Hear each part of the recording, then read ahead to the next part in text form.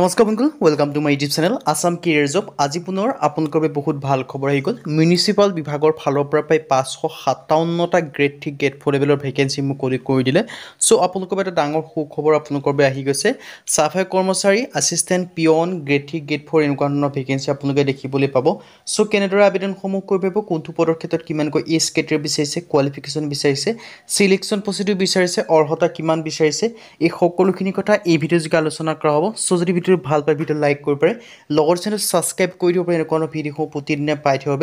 so ইয়াত ধুনীয়াকৈ ভেকেন্সিখিনি দেখিব পাইছে মিউনিচিপাল বিভাগৰ ফালৰ পৰা ভেকেন্সিখিনি মুকলি কৰি দিছে সো সম্পূৰ্ণ ডিটেইলছ এই ভিডিঅ' যোগে আপোনালোকক জনাই দিয়া হ'ব সো ভিডিঅ'টো আপোনালোকে শেষলৈকে চাই থাকিব আৰু ভিডিঅ'টো যিমান পাৰে সিমান বন্ধুবৰ্গ শ্বেয়াৰ কৰি দিয়ক আহক আজি ভিডিঅ' আৰম্ভ কৰোঁ ইয়াত আপোনালোকে দেখিব পাইছে municipal corporation recruitment 2025 apply online for দেখিব পাইছে 597টা সাফাই সুইপাৰ বা সাৰ্ভিসমেন মানে গ্ৰেড 3 গ্ৰেড 4 লেভেলৰ এনেকুৱা ধৰণৰ ভেকেন্সি আপোনালোকে দেখিবলৈ পাব মিউনিচিপাল কোঅপাৰেশ্যনৰ ফালৰ পৰা ভেকেন্সিখিনি মুকলি কৰিছে 597টা আৰু নটিফিকেশ্যনখন অক্টোবৰ মাহৰ 25 তাৰিখে ৰিলিজ কৰিছে সো আপোনালোকৰ মাত্ৰ এদিন হৈছে নটিফিকেশ্যন অহা আপোনালোকৰ বেছি দিন হোৱা নাই সো বৰ্তমানলৈকে যদি আপোনালোকে আবেদনসমূহ কৰা নাই তেন্তে এই ভেকেন্সিখিনি ক্ষেত্ৰত আপোনালোকে আবেদনসমূহ কৰি ল'ব পাৰিব মিউনিচিপাল কোঅপাৰেশ্যনৰ ফালৰ পৰা এই ভেকেন্সিখিনি মুকলি কৰি দিলে সো মই ডিটেইলছখিনি জনাই দিছোঁ ভেকেন্সি নেম দেখিব পাইছে নগৰ নিগম ভৰ্তি 2025 আৰু অৰ্গেনাইজেশ্যন নেম দেখিছে মিউনিচিপাল কোঅপাৰেশ্যন পোষ্ট নেম দেখিব পাইছে সাফাই সুইক আৰু সাৰ্ভিসমেন মানে গ্ৰেড 3 গ্ৰেড 4 লেভেলৰ ভেকেন্সি হয় টোটেল পোষ্ট আপোনালোকে দেখিব পাইছে 597টা ভেকেন্সি এপ্লাই মোড আপোনালোকে দেখিব পাইছে অনলাইন যোগে কৰিব পাৰিব হু কেন এপ্লাই অল ইণ্ডিয়া মেল হওক ফিমেল হওক সকলোৱে ভেকেন্সিখিনি ক্ষেত্ৰত আবেদনসমূহ কৰি ল'ব পাৰিব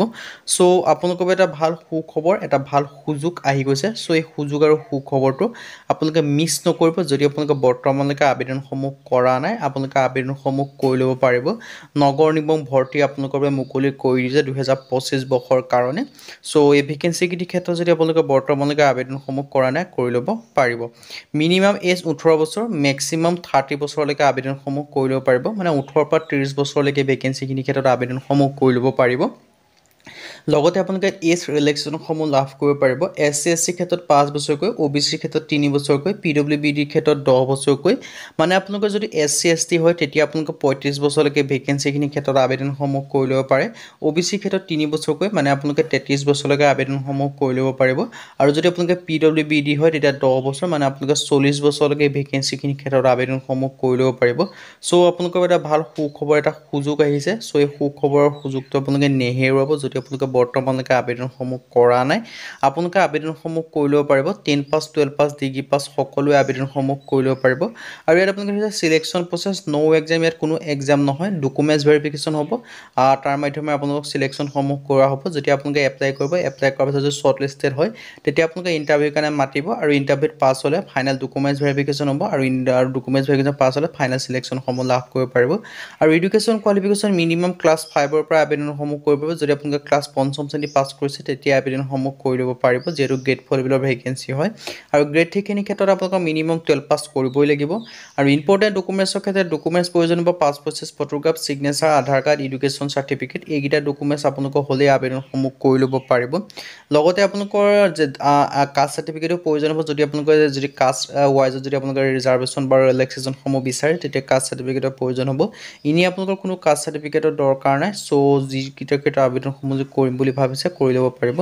হাউ টু এপ্লাই ইয়াৰ ক্ষেত্ৰত আপোনালোকে এপ্লাইটো অনলাইন যোগে কৰিব পাৰিব লিংকটো ডেছক্ৰিপশ্যনত দিয়াই থাকিব সেই লিংকৰ থ্ৰু দি গৈ আপোনালোকে এই ভেকেন্সিকেইটাৰ ক্ষেত্ৰত আপোনালোকে এপ্লাইসমূহ কৰি ল'ব পাৰিব আবেদনসমূহ 22 ছেপ্টেম্বৰৰ পৰা ষ্টাৰ্ট হৈছে লাষ্ট ডেটটো দিয়া আছে 4 নৱেম্বৰ 22 ছেপ্টেম্বৰৰ পৰা 4 নৱেম্বৰৰ ভিতৰতে আবেদনসমূহ কৰি ল'ব পাৰিব এপ্লাইটো অনলাইন যোগে কৰিব পাৰিব সো এটা ভাল সুখবৰ এটা ভাল সুযোগ আহি গ'ল সো এই সুযোগ আৰু সুখবৰটো আপোনালোকে নেহেৰুৱাব যদি আপোনালোকে বৰ্তমানলৈকে আবেদনসমূহ যি কৰা নাই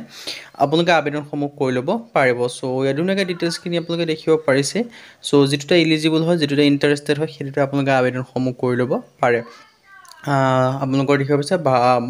আপোনালোকৰ মিউনিচিপাল কোঅপাৰেশ্যনৰ ফালৰ পৰা ভেকেন্সিখিনি মুকলি কৰি দিছে